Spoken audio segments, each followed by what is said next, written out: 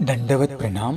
मी महात्मा सतीश दादा गुरु भोजराज बाबाजी अमृते श्री गोपालकृष्ण मंदिर महानभाव राजाश्रम तामसा तालुका हदगाव जिल्हा नांदेड। प्रथमतः या मार्गाचे अधिकरण दत्तात्रय प्रभूंच्या श्रीचरणी साष्टांग प्रणिपात करतो। साधनदाता सर्वज्ञ श्री चक्रधर स्वामी स्वामींच्याही चरणी विनम्र अभिवादन करतो। कैवल्यवासी गुरुमाता तपस्विनी भामाताईजी अमृते संस्थापक श्री गोपालकृष्ण मंदिर तामसा ताईंची अंतःकरणामध्ये आठवण करतो। विद्या गुरुवरी आदरणीय तळगाव निवासी बाबांना दंडवत प्रणाम। आदरणीय श्रद्धेय गुरुवर्य तामसा निवासी दादांनाही दंडवत प्रणाम। अमृत प्रवर्तक या ग्रुपमध्ये सहभागी असलेल्या सर्व अच्युत गोत्रियासी दंडवत प्रणाम। और मेरे मानस हुए पिताजी है परमार्ग सेवक जो मुझे मिलने आए तामसा, यहाँ परिवार से मिलने आए हुए हैं। परमार्ग सेवक कान सिंह जी राजपुरोहित खैरवा राजस्थान, उनको ही दंडवत प्रणाम।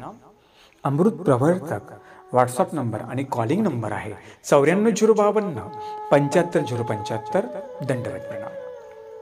आज आपण एका वेगळ्या विषयावर मी तुम्हाला विवेचन करणार आहे।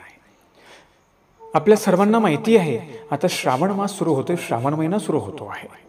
तर श्रावण मासामध्ये ज्याप्रमाणे अन्य लोक काही विधी करतात तसं मानव संप्रदायांनी काही विधी करावा याचं काही तुम्हाला मी हितवूच करणार आहे। श्रावण मासी हर्ष मानसी असं एक कवीने कविता केली। सगळीकडे श्रावण महिन्याला की सगळीकडे हिरवळ असते, मनाला प्रसन्न वाटतं, एक आनंदीमय वातावरण असतं। कारण की या श्रावण मासामध्ये जे कृष्णवंदी जगद्गुरु गोपालकृष्ण महाराज यांचा अवतार झालेला आहे, ज्याला आपण जन्माष्टमी असं म्हणतो। या श्रावण मासामध्ये मानव पंथाचे संस्थापक परब्रह्म परमेश्वर अवतार सर्वज्ञ श्री चक्रधर स्वामी यांचाही अवतार या श्रावण मासामध्ये झालेला आहे। म्हणजे दोन अवताराचा संबंध श्रावण महिन्यामध्ये आहे, म्हणून हा मानव पंथाच्या दृष्टिकोनातून हा फार मोठा श्रावण महिना महत्वपूर्ण आहे। ज्याप्रमाणे आपण मार्गशीर्ष महिन्यामध्ये दत्तात्रय प्रभूंचा अवतार झाला, आपण तो विधी त्या ठिकाणी करतो आणि केला। पण श्रावण मासामध्ये बऱ्याच जणांचा मला प्रश्न आला की बाबा श्रावण मासामध्ये कुठल्या प्रकारचा विधी करायचा याची थोडी माहिती आम्हाला द्या। तेच हेतुकोज मी तुमच्या समोर करणार आहे।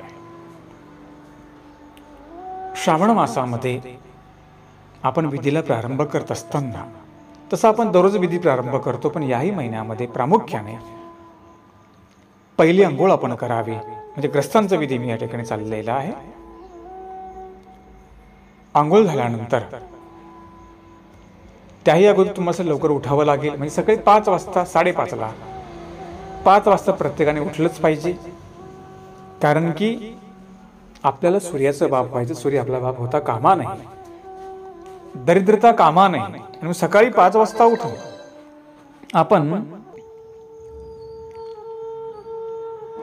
उठून पहिलं आपलं जे मंदिर आहे ते मंदिर टापटीप करायचं।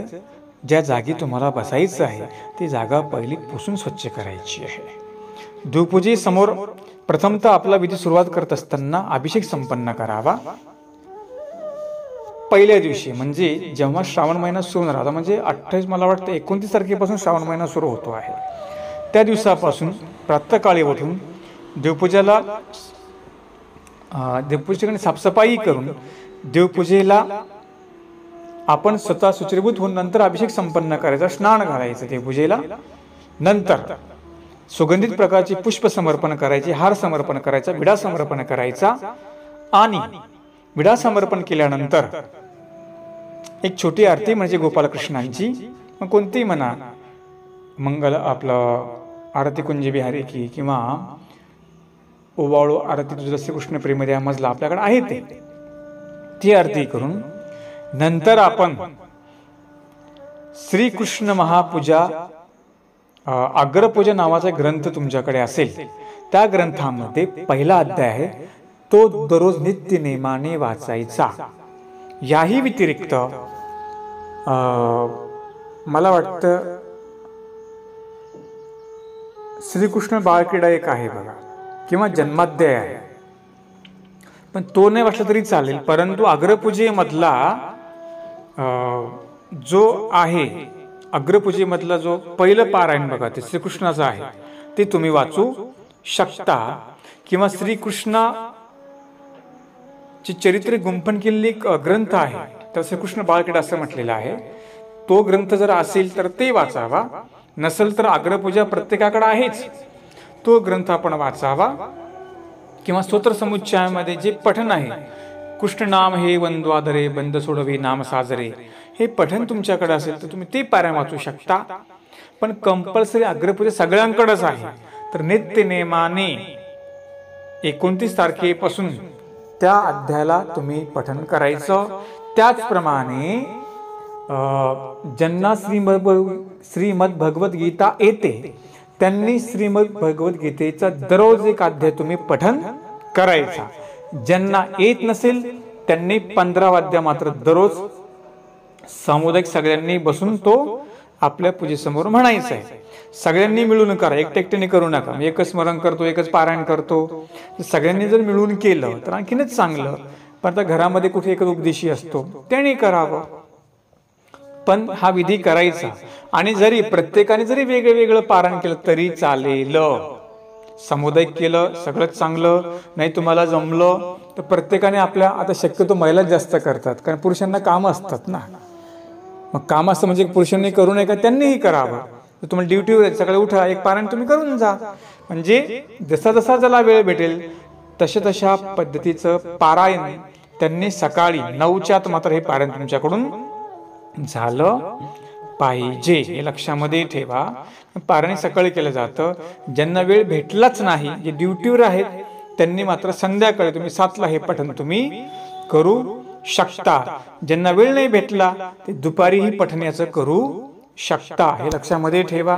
अशा प्रकारचं पारायण करायचं.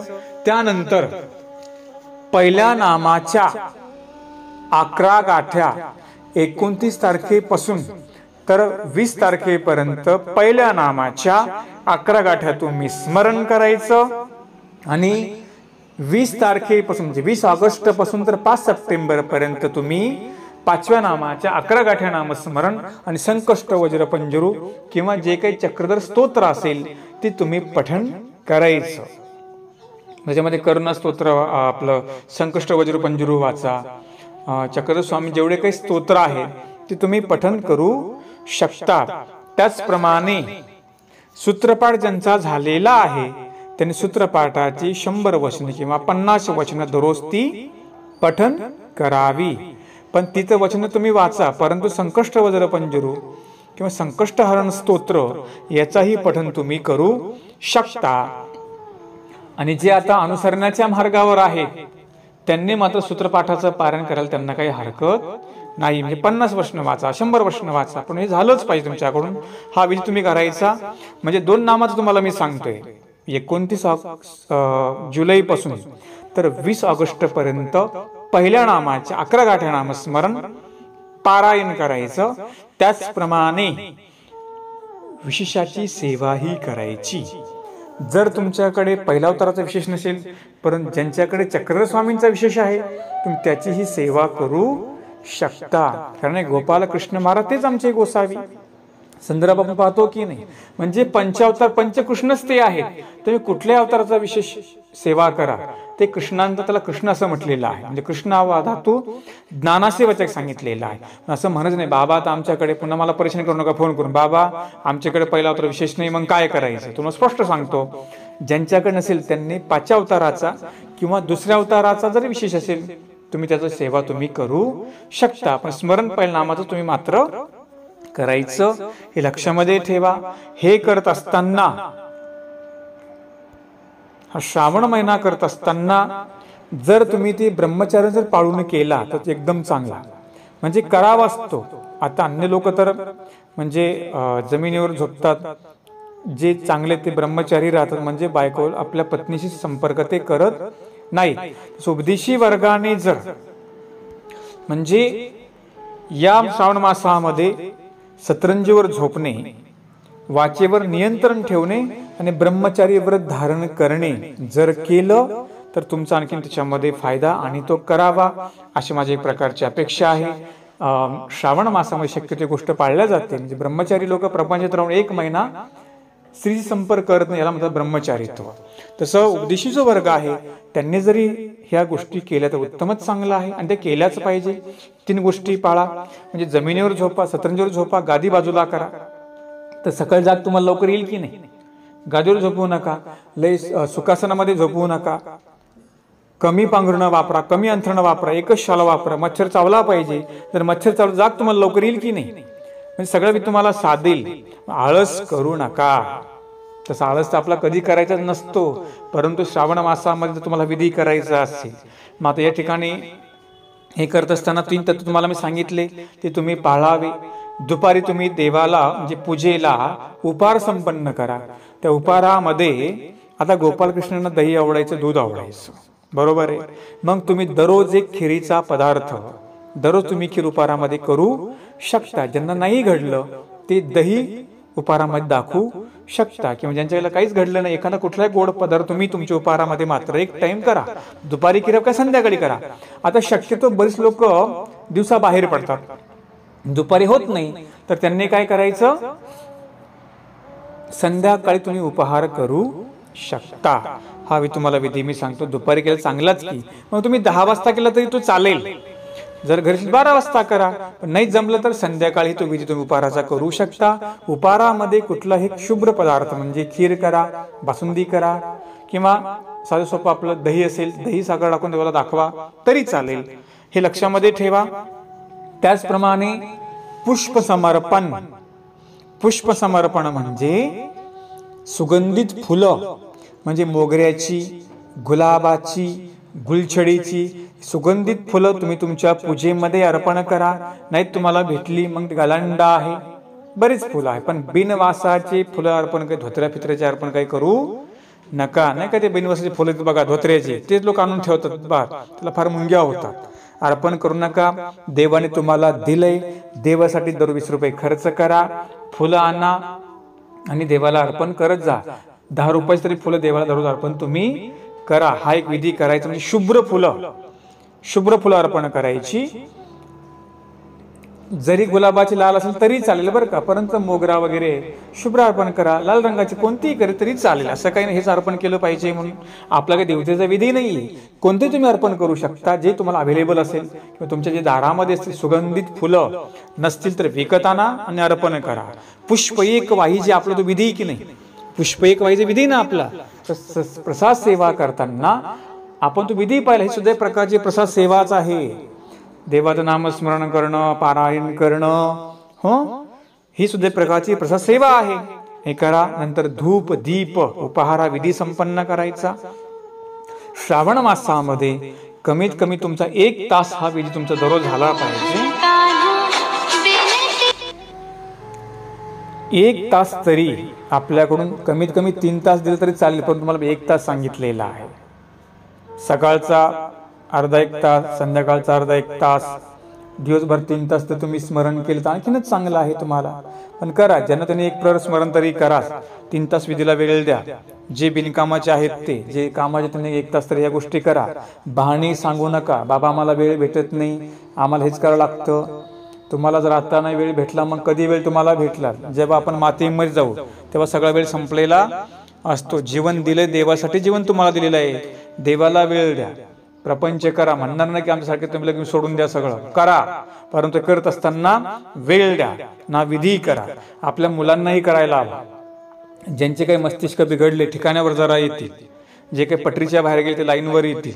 विधी केला की मनुष्य लाईनवर राहत असतो, लक्षामध्ये ठेवायचं. आणि म्हणून श्रावण मासामध्ये हा विधी करायचा.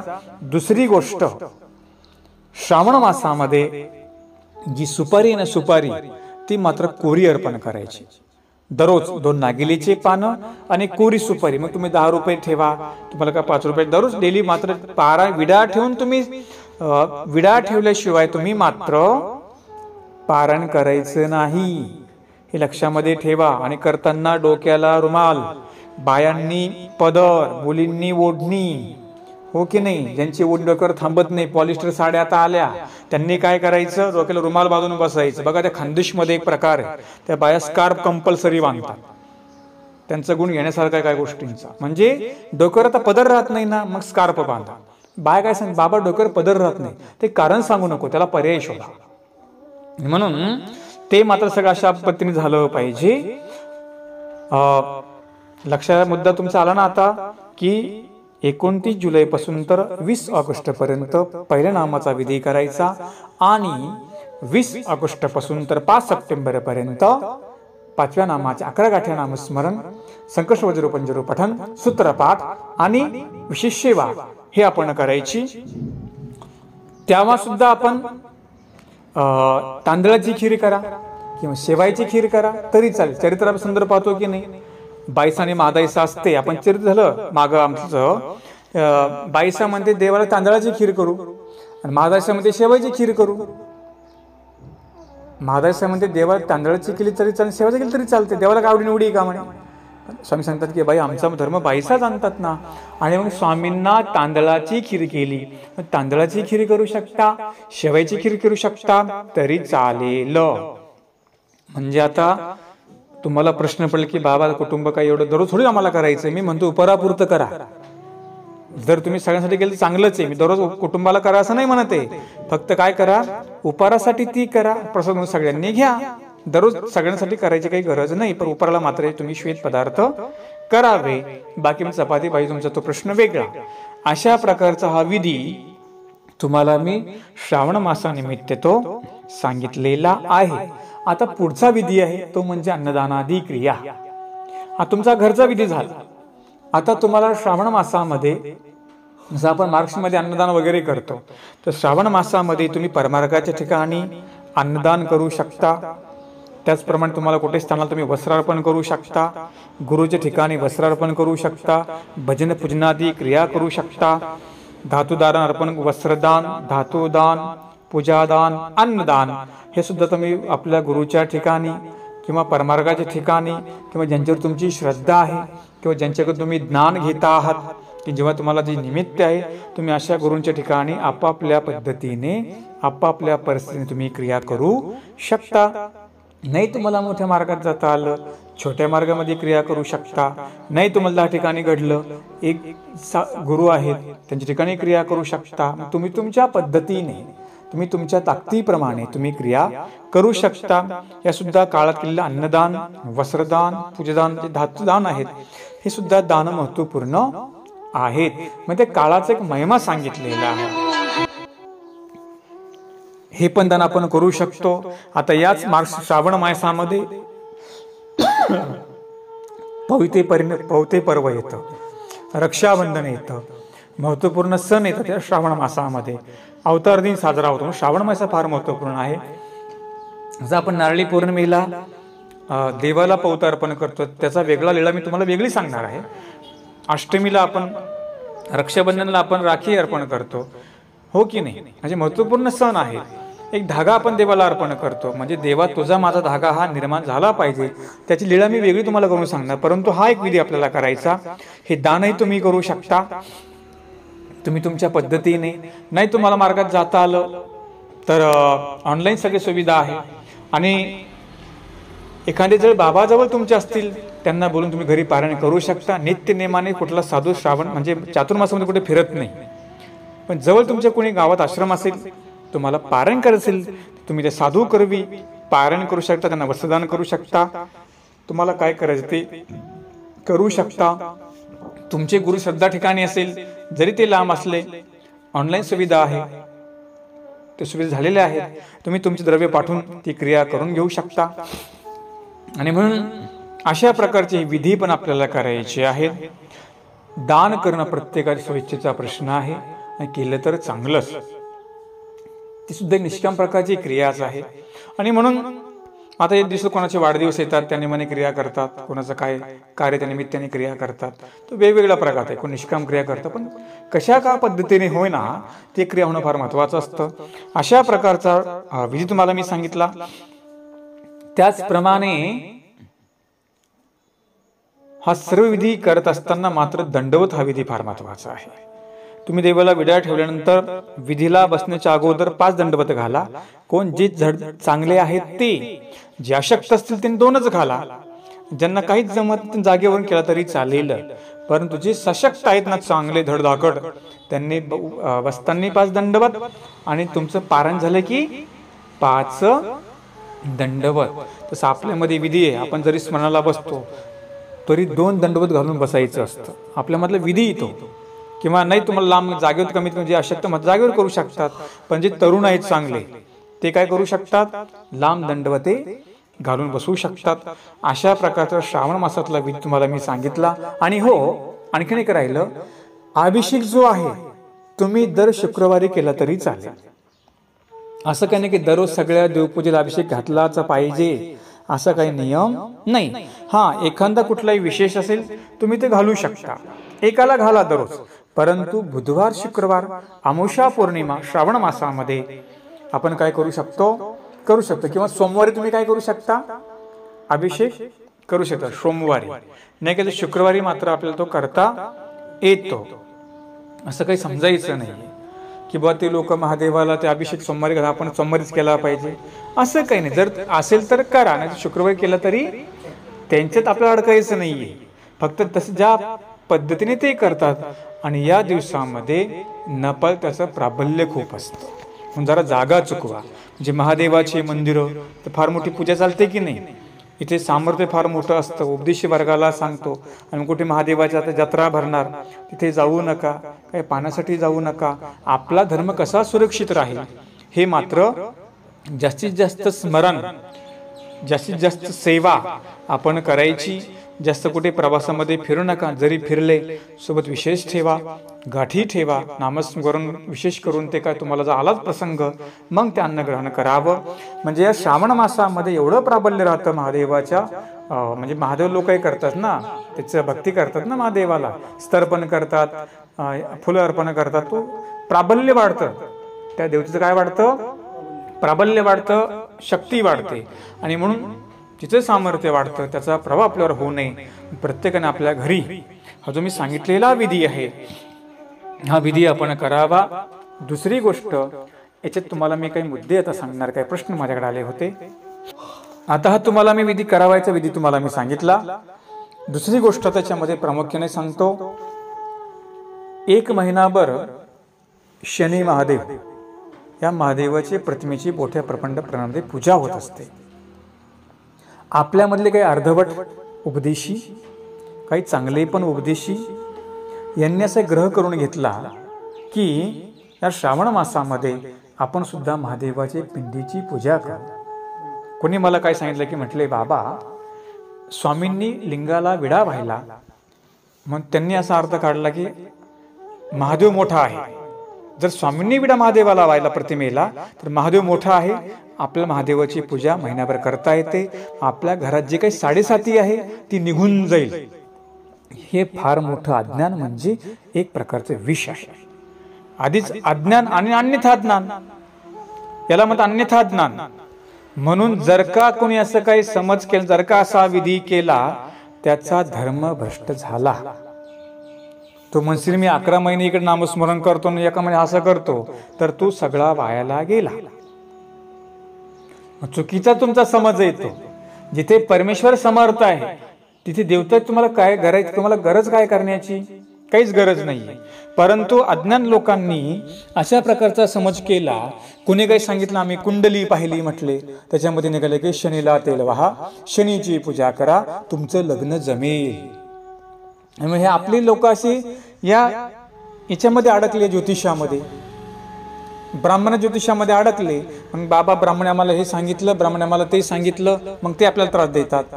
मग जरी ब्राह्मण तुम्हाला सांग, तुम्हाला डोकं नाही का, तुम्ही उपदेशी, तर मग तुम्हाला जे काय करायचं चांगल्या साधूंचा सल्ला घ्या.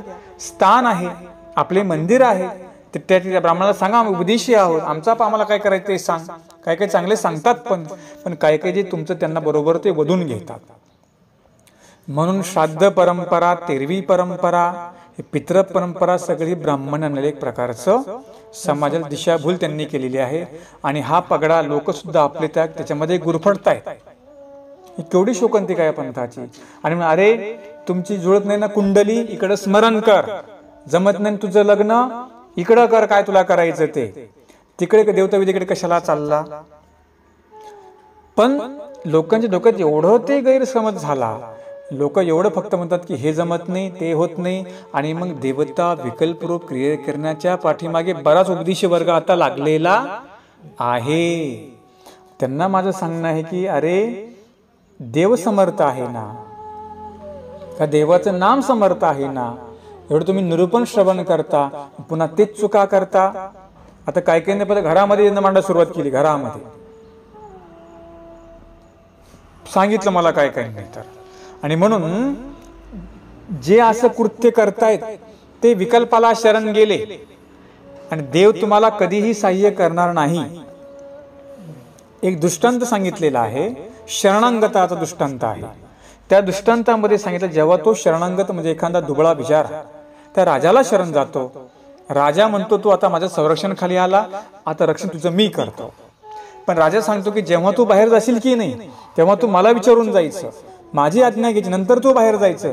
जर का तू मला बिन विचारता जर गेला, तुझे शत्रू म्हणजे यांनी कर्ज घेतलेलं असतं, कोणाचं? सावकाराचं. कर्जाला फिटत नाही, सावकाराला मारण्याचा प्रयत्न करतो, हा राजाला शरण जातो. राजा काय करतो, हे बाबाचं कर्ज घे, अर्ध माफ कर, अर्ध देऊन टाक. तरी तो काम सगळं का दिलं म्हणजे मारायला टापून बसतो हा बाहेर. आणि मग जर का न विचारता बाहेर गेला तर ते त्याच्यावर हल्ला करणार. जर का हा विचारून जेव्हा जातो ना तेव्हा हल्ला ते करू शकत नाही, कारण की राजाने त्याच्यासोबत त्याला बॉडीगार्ड दिलेले असतात. सुरक्षित तो राहतो. कोण? जो होता तो कर्ज घेतलेला. तसं जर का तुम्ही एकदा देवाला शरण गेले आणि गेल्यानंतर जर का तुम्ही देवता भक्तीकडे गेले तर देव तुम्हाला कधी सहाय्य करणार नाही. तुम्ही किती पूजा करा, किती नंतर काही पाठ करा, जर का तुम्ही असं कृत्य केलं तर देवाला तुमची काय येते? खंती येते. नाही कोण करतो? हा चांगला सज्ञान करतो, चांगला बोधवंत करतो. कशासाठी करतो माहितीये का? लग्न जमत नाही पोरीचं, ब्राह्मणाकडे जातो. लग्न पोरगच होत नाही पोरीला, मग काय ब्राह्मणाकडे जातो. आणि मग देवतेची ती विधी सांगतात आणि विधीमध्ये हे अडकतात, कोण? उपदेशी. आणि मग हे हळूहळू विकल्पाकडे जातात. अरे तुम्हाला गुरुनी नाम, देवाचं नाम दिल्याचा विश्वास तुम्ही ठेवा ना. तुमचा देवतेवर तुमच्यावर विश्वास बसला का? तुमच्या जीवावर तुमचा विश्वास बसला का? तुम्ही विषयाकारणे पोरगी प्राप्त करण्यासाठी धर्म सोडून तिकडे पळता. आणि विचार करा, कुंडली बघून काही होत नसतं. जर तुमची कुंडली बघून जर लग्न जुळले असते ना, तुमचे घटस्फोटच झाले नसते. हा, तुमचे कुंडली बघून सगळं झालं असतं ना, तुम्ही अशा प्रकारे राहिलेच नसते. जर तुमचं कुंडली बघून जर असं झालं असतं, तुमचे घटस्फोट का बरं झाले असते? म्हणून तुमची मन जुळणं महत्वाचं आहे, तुमचा स्वभाव जुळणं फार महत्वाचं आहे. आता पूर्वीच्या काही लोकांनी लग्न केले, आपल्या आईबापाने का कुंडल्या पाहिल्या होत्या का? तुमच्या आईबापाने पाहिल्या होत्या का? आजकाल कुठून फेड आलं सगळे, कुंडली बघायची, नाडी बघायची, नंतरच त्या गोष्टी होतील. अरे तुमचे स्वभाव जुळले की सगळं झालं. प्रपंचामध्ये स्वभाव जुळणं फार महत्वाचं असतं का कुंडली जुळणं महत्वाचं असतं? इथे कुणाची कुंडली तयार झालेली नाहीये, लक्षामध्ये ठेवा. आणि म्हणून जर तुम्हाला प्रपंच करायचं म्हणजे स्वभाव जुळणं महत्वाचं आहे. एखादी मुली तुम्हाला नांदून घ्यायचं आहे, तिला तुम्हाला समजून घ्यावं लागेल, त्यालाही तिला समजून घ्यावं लागेल, तेव्हा प्रपंच जुळवतच, लक्षामध्ये ठेवा. म्हणून आपण या कुंडलींच्या गाडामध्ये अडकलो, पण आपण देवता भक्तीकडेही चाललो. ईश्वर समर्थाने जरी तुझ्यामध्ये काही तू अडथळे जोडलेले आहेत, काही सांग बाबा लग्नाला अडथळे आहे, तू उपदेशी ना, मग कर ना नामस्मरण, कर. कुठल्या स्थानाला खिटा करशील? नाही का तुला इकडे पर्याय? महादेवाचीच भक्ती केली पाहिजे आणि त्यालाच तेल दिलं पाहिजे, असं काही नियम आहे का? असं नाही. म्हणून जे कट्टरोपदेशी ते भानगडी पडत नाहीत, परंतु जे अर्धवट आणि अतिशहाणे फक्त म्हणतात आम्हाला ज्ञान आहे ना, आम्हाला सगळं, आम्ही परंपरेचे आहे. तुमचा हात जर तुम्हाला परंपरेचे उपदेशी आहे, तुम्हाला ज्ञान आहे, तुमची अक्कल आता कुठे गाण ठेवली तुम्ही? हा प्रश्न मला तुम्हाला विचारायचा आहे. एका पूर्णी मला सांगितलं, म्हणजे बाबा माझा भाऊ खूप हुशार आहे म्हणे, त्याला चांगला अभ्यास आहे म्हणे, पण त्याच्या आईने त्याला सांगितलं की तुझं काहीतरी काही निघालं शनी आणि तू महादेवाची भक्ती कर. आणि दर शनिवारी म्हटलं तो पोरगा महादेवाला चालला. कुठे ठेवली अक्कल त्याने का? जर तू अभ्यास केला तर मग अक्कल तुझी कुठे गेलेली आहे? मग तुला एवढं माहिती नाही का? ईश्वर समर्थ, नाम समर्थ. फक्त एकच आहे की देवाचं कार्य करत असताना थोडंफार वेळ तुम्हाला लागेल. भगवान के घर में देर अंधेर नाही आहे. अरे तू आत्ता करायला लागला ना, तू का अडथळे जोडलेत, का बरं तुझा योग येत नाही, कोणत्या मुलीचा योग लवकर येत नाही, मुलाचा येत नाही का, त्यांनी पण तशा प्रकारचे अडथळे जोडून ठेवलेले असतात. मग येईल ना, तू उपदेश घेतलाय ना, नामस्मरण कर, स्मरण तुझं वाढव, सेवा तुझी वाढव. तुला पाहिजे तुला पोरगी किंवा पाहिजे ना पोरीला पोरग, कुठल्या पत्रिका काढून आणि पत्रिका लग्न जुळत नसतात. जर तुमच्या पत्रिका काढून नाड्या जुळून जर तुम्ही टोलेजंग लग्न करता, तुमच्या महिन्यामध्ये घटस्फोट का होतात, तुमचं विलगीकरण का बरं होतं, का होतं, याचं उत्तर आहे का तुमच्याकडे? फक्त तुम्हाला हे लावून ठेवलं त्यांनी की ही पत्रिका बघा ती पत्रिका बघा, असं नाही होत. तो त्यांचा कार्य ते त्यांच्या परीने सांगणार, पण उपदेशी वर्गाचा विषय चाललेला आहे. तुम्ही कुठंच जाण्याची तुम्हाला गरज नाही पत्रिका पाहण्याची. जर असं काही असेल तर आपल्यामध्ये पण आहेत ना ज्योतिषाचार्य किंवा ज्योतिषविशारद काही लोक आहेत की आपल्यामध्ये पण साधू संत, तुम्ही त्यांना विचारू शकता. परंतु देवतेकडे जाणं हा पर्याय नाही. आणि म्हणून आणि मुलात ही ज्योतिष ह्या गोष्टी वगैरे कशा असतात माहितीये का, कुणी काय कोणाचं हे बघा, देवाला फक्त आपलं भविष्य कळतं, माणसाला कुठलं काही भविष्य कळत नाही. जर त्या भविष्यकाला भविष्य कळलं असतं तर लोकांचं भविष्य बघून तो श्रीमंत झाला नसता का? नाही, काही पोपटर भविष्य पाहतात, काय काय 10 रुपयात भविष्य पाहतात. 10 रुपयात भविष्य समजलं त्याला तुमचं? अरे तुमचं जीवन एवढं गूढ आहे, आपण एवढे विचित्र, देवाला आपण लवकर समजलो नाही तर त्याला माणसाला माणूस समजणार आहे का? फक्त तुमचं भविष्य काय, तुमचं काय कार्य हे फक्त देवाला माहिती आहे. याने का असे अडथळे जोडलेत हे फक्त ईश्वराला माहिती आहे. त्याची निष्ठेने आराधना करा ना तुम्ही, तो होईल सगळे तुमच्या समस्या दूर. हा काय त्याला पर्याय आहे का? नाड्या पाहिल्या, पत्रिका पाहिली, महादेव निघाला आणि तिकडचं आम्हाला करायला सांगितलं, तिकडचं आम्ही करतो, हा त्याला पर्याय आहे का? हे बघा, तुम्ही केलं माझं काही नुकसान नाही. फक्त मला एक धर्माचा एक संत महात्मा म्हणून तुम्ही त्या विकल्पामध्ये गुरफटू नये एवढी फक्त मी काळजी घेतोय. बाकी करणे न करणे त्याचा प्रश्न आहे. अहो देवच सांगून रिकाम झाला, मी ऐकलं नाही. तुम्ही साधू संत तुम्ही काय ऐकणार आहात? म्हणून यथार्थ जो साधू आहे, जो तुम्हाला सांगतोय, त्याच्याशी चर्चा करा. जरी तुमचं काही असं काही निघालं त्यांच्याशी चर्चा करा. जरी काही तुम्ही अडथळे असतील तुमचे तर ते तुम्ही धर्म तुमचा वाढवा, तुमचं स्मरण तुमचं वाढवा, अन्नदानादी क्रिया तुमच्या वाढवा ना, होणार नाही का अडथळे दूर. पण आपल्याला धर्म सोडून अधर्म करण्याची सवय लागलेली आहे. आणि म्हणून मग स्वतः आपण चुकतो आणि सगळं घराचं वाटोळं करत असतो. दृष्टांत मी तुम्हाला सांगितला होता की ज्याप्रमाणे तो शरणांग त्याला शरण जातो, तो राजा त्याची काळजी घेतो, त्याप्रमाणे परमेश्वर तुम्ही शरण गेले की देव तुमची काळजी घेतो. परंतु देव म्हणतो, बाबा रे, माझ्या नियमाप्रमाणे, माझ्या वचनाप्रमाणे. जेव्हा तुम्ही गुरुला उपदेश घेत, तुम्ही काय तरी शब्द देते त्यांना, आम्ही विकल्परूप क्रिया करणार नाही, आम्ही देवतेची क्रिया आम्ही करणार नाही, देते की नाही शब्द, आम्ही सप्तव्यसनाचा आम्ही त्याग करेल. गुरुला वचन म्हणजे देवाला वचन आहे. देताना तुम्ही त्या ठिकाणी वचन, मग का शे बिघडता आणि का धर्मापासून दूर जाता? तर विषयाकारणे. पोरगी भेटत नाही, चालला कोणीकडे तरी, पोरीला पोरग भेटत नाही, चालली कोणीकडे तरी, अधर्माच्या पाठीमागे जात आहेत, तंत्र मंत्र देवता साधनाच्या पाठीमागे तुम्ही का बरं जातायत? याचा अर्थ तुमचा देवावर धर्मावर विश्वास तुमचा नाही आहे. आणि तिथे विश्वास ठेवायला सांगितलं, श्रद्धा ठेवायला सांगितली. अरे त्या अन्यराठीमध्ये संतांच्या पायावर विश्वास ठेवायला सांगितला. मग तुमचा देवाच्या वचनावर तुमचा विश्वास नाहीये का? स्वामींनी सांगितलं स्पष्ट की जो मला शरण येतो त्याला मी मरण कधी देत नाहीये. शरण 2 प्रकारचे, एक निष्काम शरण, एक सकाम शरण आहे. ज्याचा एखादी मनोकामना पूर्ण होत नाही, तो जरी देवाला शरण जातोय तर देव ती इच्छा पूर्ण करेल. एक निष्काम, ज्याला मोक्ष पाहिजे, तोही शरण जातो की नाही. आता म्हणणार नाही तुम्ही मागू नका म्हणून, मागाय तुमचं काम आहे, पण मागत असताना देवता भक्तीकडे जाऊ नका, हे तुम्हाला मला म्हणायचं आहे. आपल्याकडे सेवा आहे, स्मरण आहे, पर्याय आहे, स्थान आहेत, परमार्ग आहे, हे नाहीत का तुम्हाला हे पर्याय? आणि म्हणून कोणी काय चुकीच तुम्हाला सांगतं आणि तुम्ही त्याच्या पाठीमागे लागता, असा काही नियम नाहीये.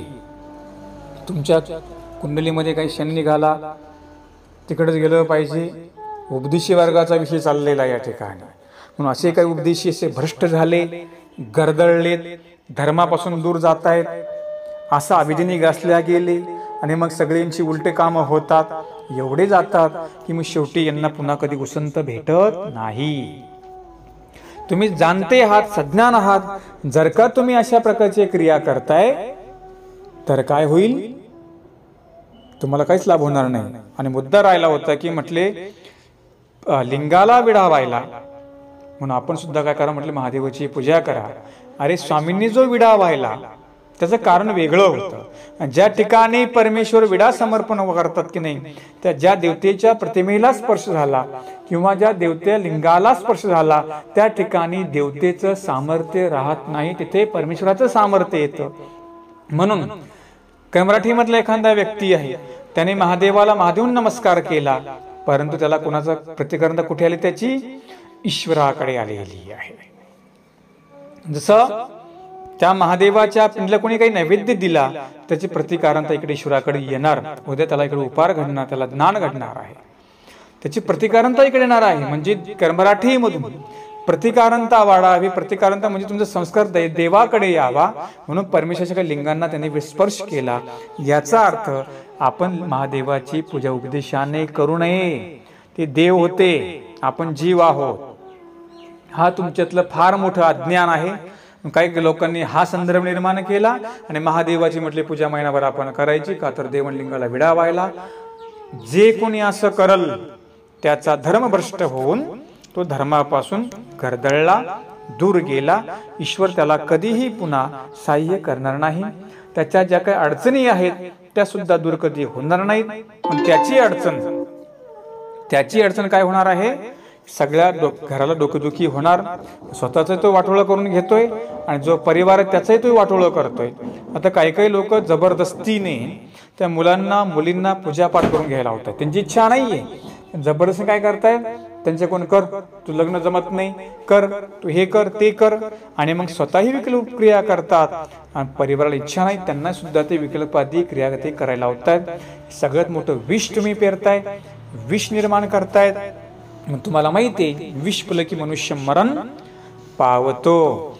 तसं ईश्वर भक्तीकडून देवता भक्तीकडे जाणं एक प्रकारचं तुमचं मरण आहे, लक्षामध्ये ठेवा. जेव्हा तुम्ही उपदेश घेतलेला असतो तेव्हा तुमचा प्रकार जन्म झालेला असतो, कारण तुमच्या जीवनाला नवीन सुरुवात होते. जर का तुम्ही हे सोडून जर तिकडे गेले तर तुमचं मृत्यू तुम्ही जवळ करताय. एक प्रकारचं ते मरण आहे. मग कुठल्या कर्मकांडामध्ये अडकवू नका.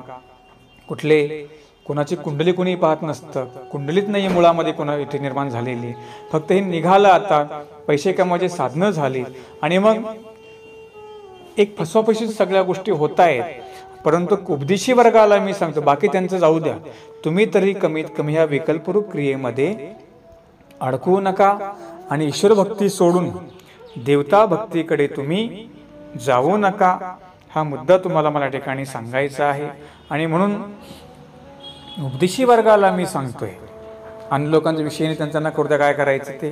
परंतु तुम्हाला मी सांगतोय, जर तुमच्याकडे विशेष आहे, तुमच्याकडे गाठी आहे, तर मग ते गाठी स्मरण करा, विशेष त्रिकाळ वंदन करा, त्याची सेवा करा.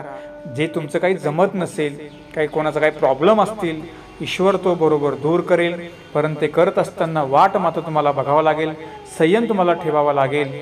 देव तुम्हाला देतो, थेट देतो. आणि जरी तुमच्या भाग्यात नसेल तरी परमेश्वर तुम्हाला देणार. पण त्यासाठी तुम्हाला काय करावं लागेल? त्याची वाट तुम्हाला बघावी लागेल.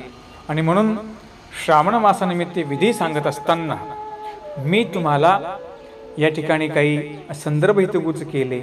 जे काही आपला भरकटतायत, जे आपला उपदेशी वर्ग भरकटत आहे, त्यांनी मात्र सावध पावले टाका, तुमचा पाय घसरू देऊ नका. आणि अरे देव आपला समर्थ आहे. ज्या देवाने आम्हाला अभय दिला, आम्ही आकाश उपलक्षणे आम्ही सहाय्य करू. आपण पाठीमागे लीळा बघितली त्या वेरूळची, ती राजाची राणी आनंदीनाथाची भक्ती करायची. तो एक सामर्थ्यवृद्ध विद्यावंत पुरुष होता. देवता त्याला सहाय्य करायची. देव म्हणतात, दर्शनाचा चाडा तर राजाची राणी येऊ शकते. जर देवता त्याला सहाय्य करू शकते, आम्ही तर जगनियंता परब्रह्म परमेश्वर आहोत, आम्ही तुम्हाला सहाय्य करणार नाही का?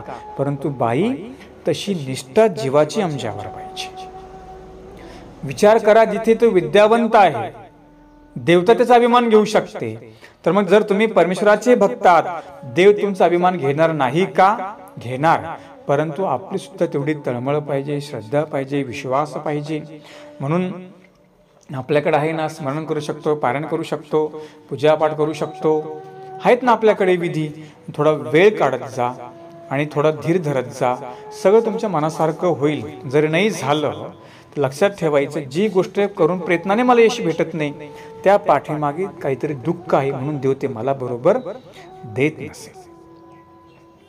आता एखाद्या बाईला पोरगच होत नाहीये, समजून घ्यायचं, त्या पाठीमागे काहीतरी दुःख आहे, म्हणून देव मला देत नसेल. देवाची वेगळी काहीतरी मर्जी असेल. एखादा पुरुष असेल, स्वतःला तुम्हाला मनाला गोष्टी समजाव्या लागतील. मी असं म्हणणार नाही की लगेच तुम्ही इकडे येऊन बसा, परंतु तुम्ही त्यासाठी तुमचे प्रयत्न चालूच राहतात त्या गोष्टींसाठी. पण अनेक प्रयत्न करून जेव्हा यश येत नाही ना, समजायचं त्या पाठीमागे काहीतरी दुःख आहे, तर तो विषय सोडून द्यायचा.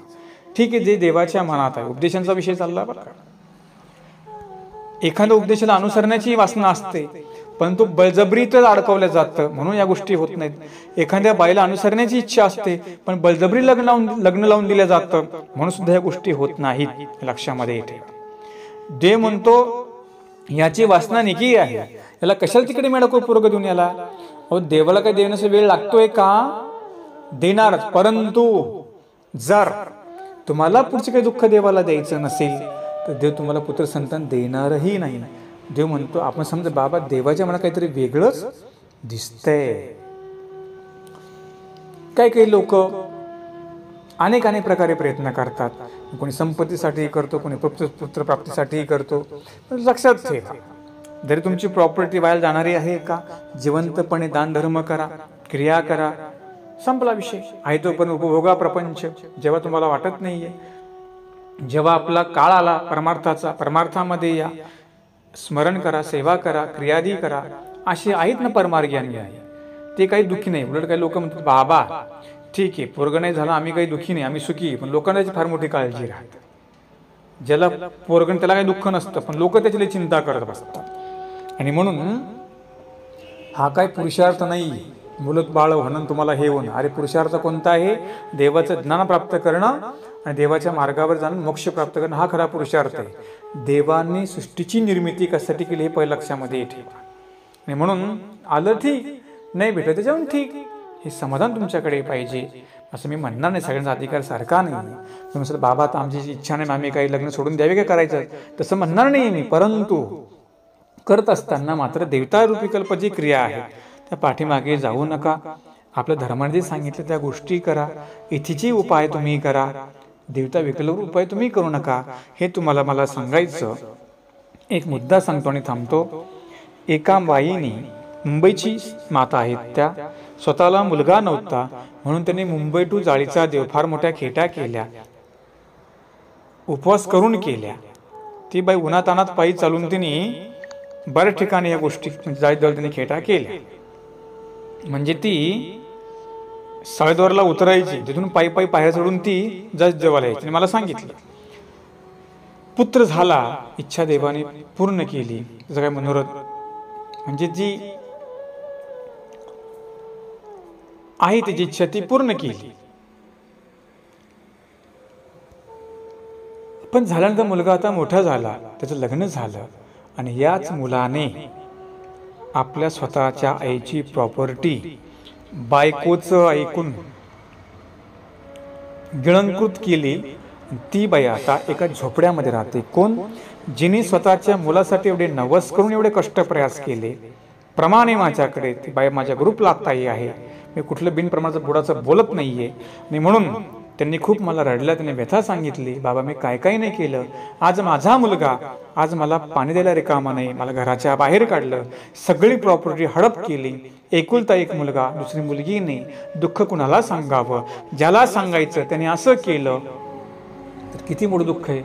विचार करा, पहिलं पोरग नव्हतं म्हणून दुःख, नंतर झाल्यानंतर हे दुःख, पहिले बायको नव्हती म्हणून ते दुःख, झालं की मग कटकटीचं दुःख. आहे का कोणी सुखी समाधानी? म्हणजे ज्याला बायको तोही सुखी नाही, ज्याला नाही त्याचं हे मोठं दुखणं, ज्याला पोरग त्याला ते दुःख, ज्याला पोरग नाही त्याचं ते दुखणं. आणि म्हणून प्रयत्न करून जर यश येत नसेल तर समजायचं देवाच्या मनात काहीतरी वेगळं आहे.